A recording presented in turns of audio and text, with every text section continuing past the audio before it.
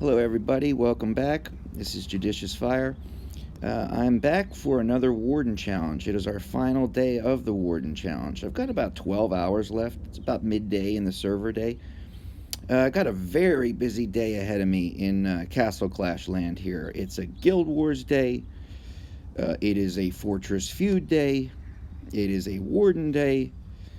I hit 800,000 might yesterday before server reset. I want to maybe do a video, a little bit of an account review. So I got a lot of things I got to record today. I want to first, though, get this Warden challenge taken care of because that has a time limitation. And I want to make sure I get this done. Not wake up tomorrow and say, oh gosh, I fell asleep. So I want to get this Warden thing done. I go to the Warden challenge. Currently I haven't done my attacks for today. Currently in rank 3. At Suji, amazing scores. 6 Wardens defeated over the course of the week and 673 million extra damage. Urbis from League is doing an amazing job as well. I mean, there's only 30 million variation between first and second. A great job. Thundermite's been putting it up all week. So has Shinkiro. I mean, Killcode, Kriko, Taiwan, Mitras, Zacton, the whole gang have been doing a great job.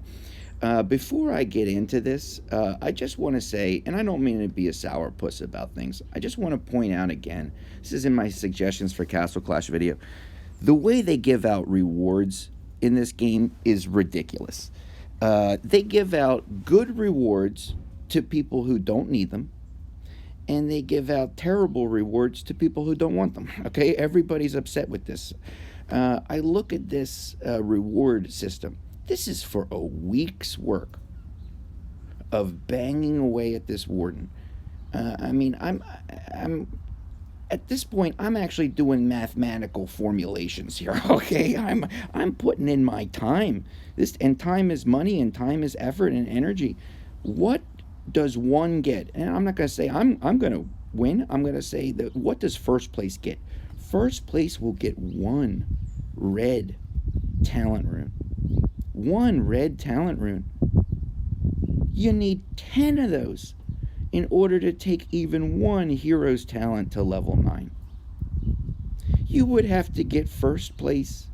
Well, they're giving out 1 red talent rune to how much? To how far? Into the... Okay.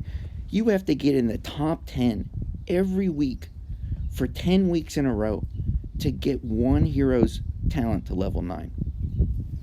Now, here is the strange part of this formula.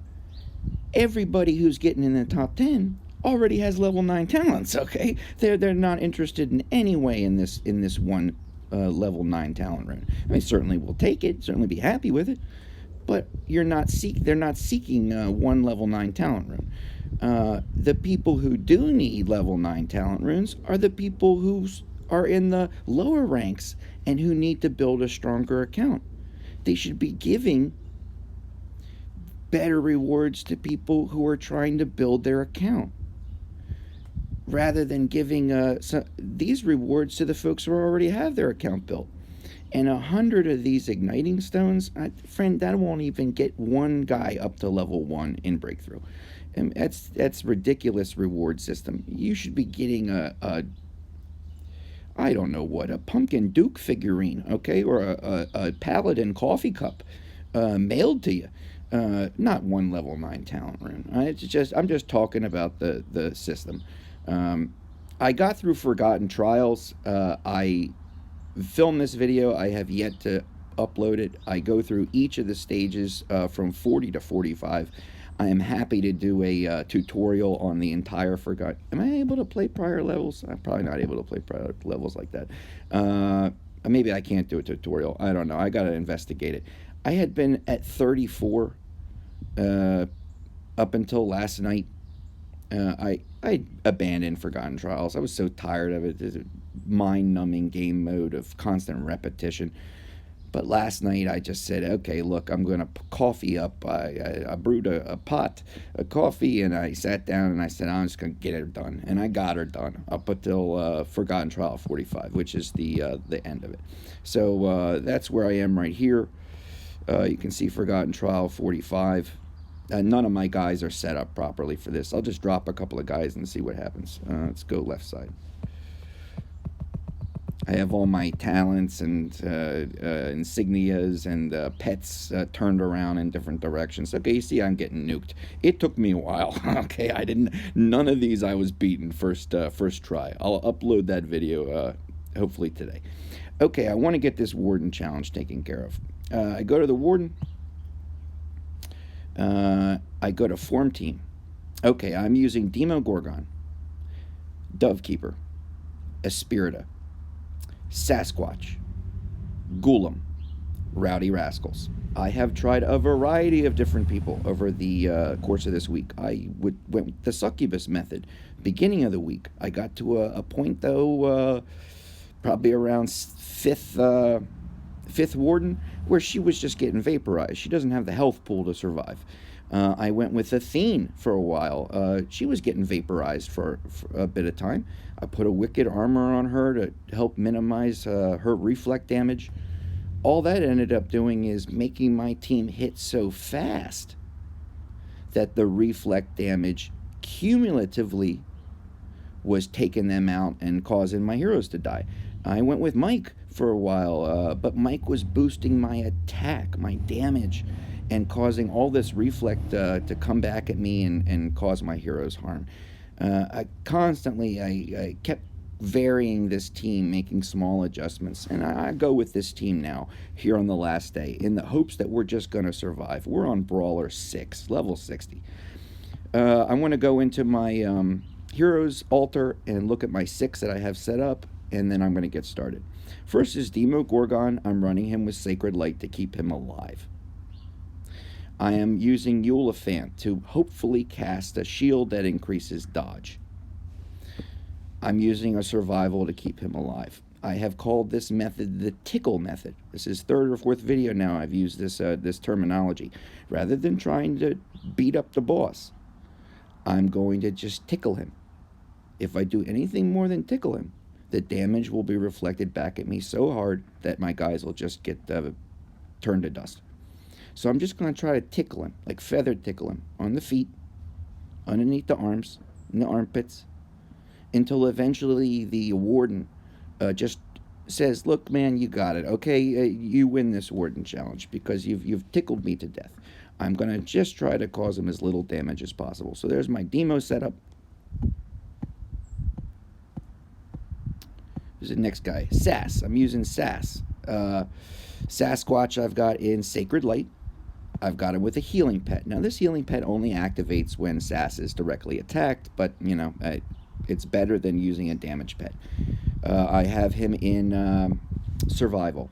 Now, I could go Regenerate, but for Sasquatch, I'm looking for a variety of things from him and not just his heal.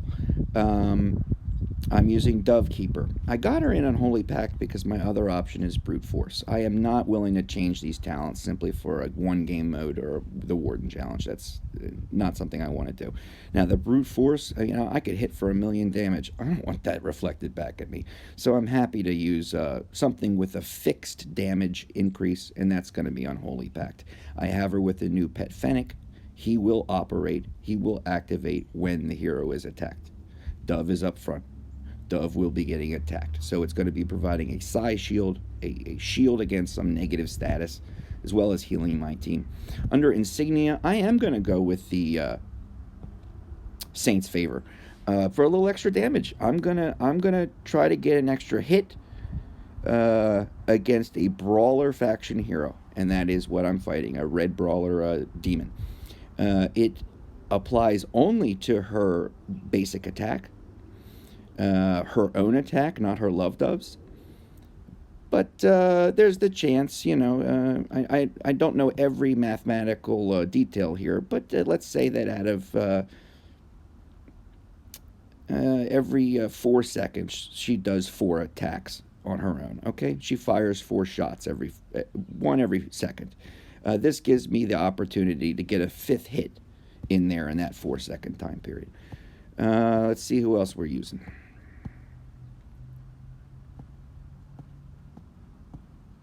Golem with Sacred Light to keep him alive. Bublo will always be working, always pumping out heals. I have a regen because Golem will get double the healing capability, and he heals my team, unlike Sasquatch, who only heals himself. I'm using a Spirita for her survivability. She's also 2 heroes in 1. She will spawn a helper. That's 2 hits for the price of 1 hero. I have survival on her because she heals only herself. I would rather her get a little damage negation. I got her in Mini Angie to again pump out some heals to my team. Rowdy Rascals. I got him with a Sacred Light to keep him alive. I do have 1 damage pet. After 5 pets, there are no more pets remaining that will cause no damage. With the exception of the building-related pets. Like a doom balloon isn't going to do anything here. Yes, certainly, but that's useless. So I'm going to use an attack speed and attack reduction pet. Hopefully that's going to work. Rowdy has the opportunity to heal himself, but I'd rather go with the survival at this point. Okay, there's my 6. Let's make sure we're good. Yes, let's go in here. All accounts, all players never buy this attack bonus. Took me 2-3 days to figure this out. This attack bonus will only cause you to do more damage against this demon, against this warden, and it's going to hurt you. You want as little damage as possible. Under the recommended heroes, and this is just my observation, my personal experience, everybody's account is different.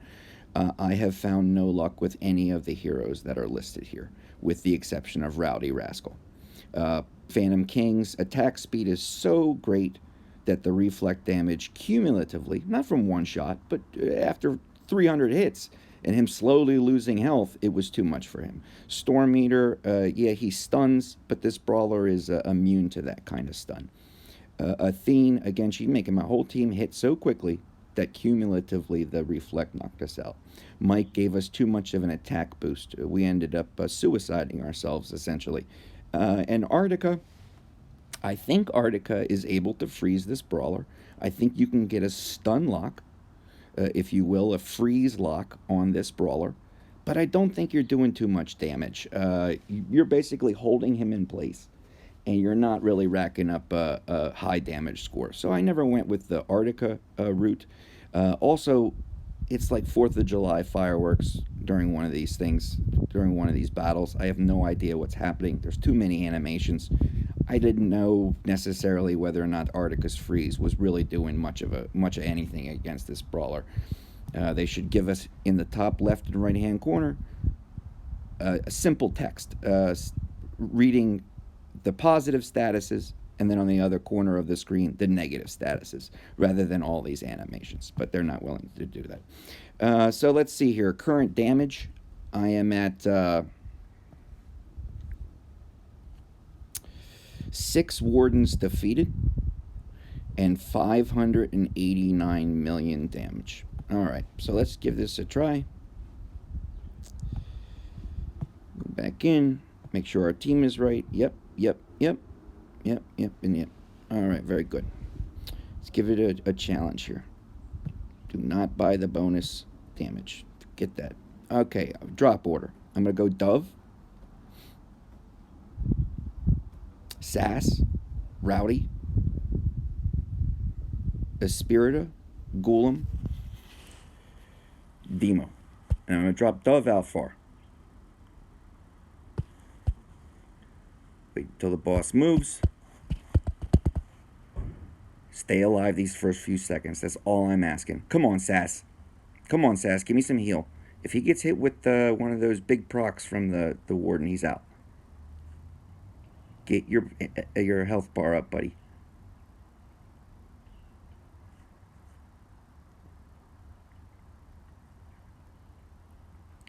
Okay, now I'm just gonna keep my fingers crossed that I can survive the 3 minutes. I know my dove can survive. I know that. But I do not know about these other guys, these other team members. I tell you, if you're not a fan of Espirita, I hope this Warden challenge has reintroduced her to you. She's been around a little while. I even used the term that Spirita is sort of like Anubis 1.0. And then when Anubis came out, he's like the 2.0 version, okay? She does slightly similar things to Anubis, but doesn't do them quite as well. But in the right circumstances, she has been an all-star. She's been a big, big part of this team. With her survivability, I mean, you see her health bar. It really doesn't move. She's constantly healing herself. She's constantly summoning that spirit to help her in combat. Demo has always been one of my favorites. He's my Sweet 16. The 16 best heroes in the game, in my opinion, because no one is immune to his blind. Even a giant level 6 Warden like this. I mean, Dove has always been a home run hitter. We all know that. Sass has always been great because of his survivability. Rowdy is somebody who doesn't get a lot of gameplay from me because I find that there's too low a chance sometimes for him to activate his little rascals. But, maybe I'll use him more often. And then that leaves Golem, and Golem is kind of like the mainstay of healers. He retired Druid. Druid was Walla Walla 1.0. Golem was Walla Walla 2.0. And Walla Walla is Walla Walla. But still the best support healer in the game. I'm not saying that he is going to pump out the heals like Golem, but I would rather have a Walla Walla on my team than a Golem. Walla's got so many angles and facets to him. He's just such a great utility hero, such a great team member. You can't go wrong with a Walla Walla. Okay, we're coming down to our last 5 seconds. We made it through the full 3 minutes without getting killed. That's amazing. Okay, let's see what we did. We still have one more attack.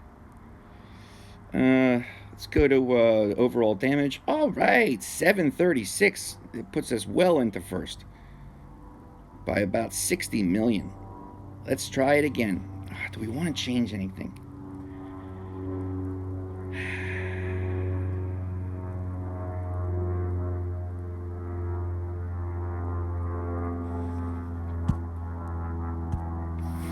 This is my last attack in the Warden challenge of the entire week. Let's see. Do we want to change anything?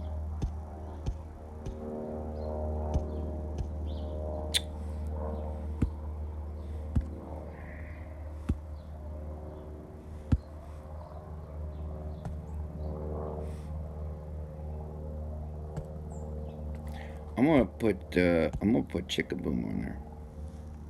I'm probably gonna regret that.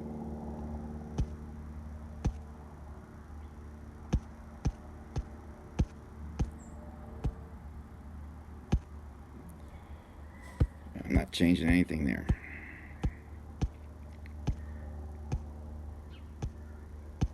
This is my 5th hero. Yep.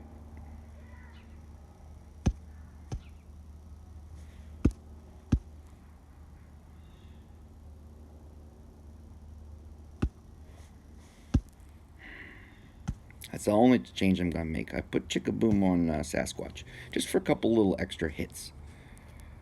All right, let's go to a form team. Make sure we got everybody how we want them. We do. All right, no, we didn't make any other changes. We're definitely not buying the attack bonus. We are going to do one challenge. So remember where we were. We were at 6 Wardens and 736 million. All right, let's do same drop order. Dove first, way out here. Wait till he moves. Come on, stay alive. Just these first couple of seconds is all I'm asking. Let's pay close attention to how Sasquatch does. If Sasquatch starts taking a ton of damage, it's going to be because of that change in pets. I went from a non-damage dealing pet to a damage dealing pet. I do not know if Chickaboom, which is just a pet, I don't know if the little rockets he fires comes back to hit Sasquatch. I don't know that. I don't know if Sasquatch is taking the reflect damage. It looks like he is. And that is reducing his survivability to some degree. All right, we're coming up on 1 minute of attack against the Warden. So we're going for cumulative damage over the course of 7 days. We know that our next, I don't know for certain, but I'm using process of elimination. Watch out, Sass. Come on, Sass. I need you to heal up. Cool, pump out some heals, bro. Maybe I shouldn't have put Chickaboom in there. We had our White Warden week 1. We have a Red Warden now. The next Warden, I would suspect, is going to be the Green Warden. And in order to defeat a Green Warden, we're going to have to make red teams. And that means guys like Pumpkin Duke, Walla Walla, Anubis, Bogey, Skelly, Mahatma, Grim Fiend. It's going to be some incredible guys to choose from. I have no information about the upcoming Warden. I have liked during the week not knowing and having to kind of figure things out. I enjoy the strategy element of this game, and I like things that are unique. I hope that they are going to be continuing to put out this a new unique Warden each time. So, for example, Warden 1, the White Warden, he was a Warden that we had to have a lot of survivability against. I hope it's not going to be the same Warden again. I hope there's going to be a new trick to him or a new skill set. This is a reflect damage Warden, the Red Warden. I hope next time this Red Warden comes around that it's going to be something different, not just another the tickle method. And then next week, the Green Warden, who knows? Green Warden team naturally silent.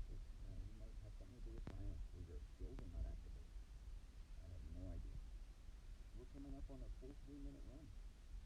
We were at about 736 million damage on